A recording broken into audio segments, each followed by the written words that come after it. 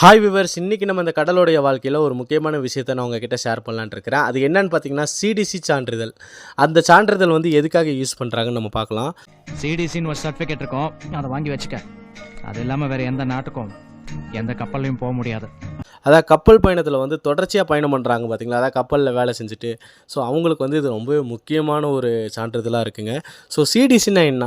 Continuous discharge certificate அப்படின்னு சொல்லக்கூடிய ஒரு சான்றிதழ் தாங்க. இது இல்லாமல் பார்த்தீங்கன்னா ஒரு கப்பலில் வந்து வேலையும் பார்க்க முடியாது.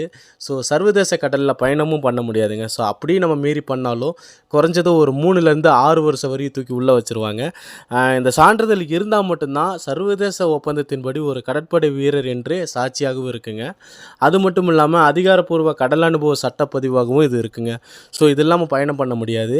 இது வந்து பயணத்தில் இருக்கும்போதே எக்ஸ்பயர் ஆனாலும் இது செல்லுபடி ஆகுங்க. அது 6 மாதம் ஆனாலும் செல்லுபடி ஆகும். ஸோ இதை பற்றி நிறைய நம்ம தெரிஞ்சுக்கலாம்.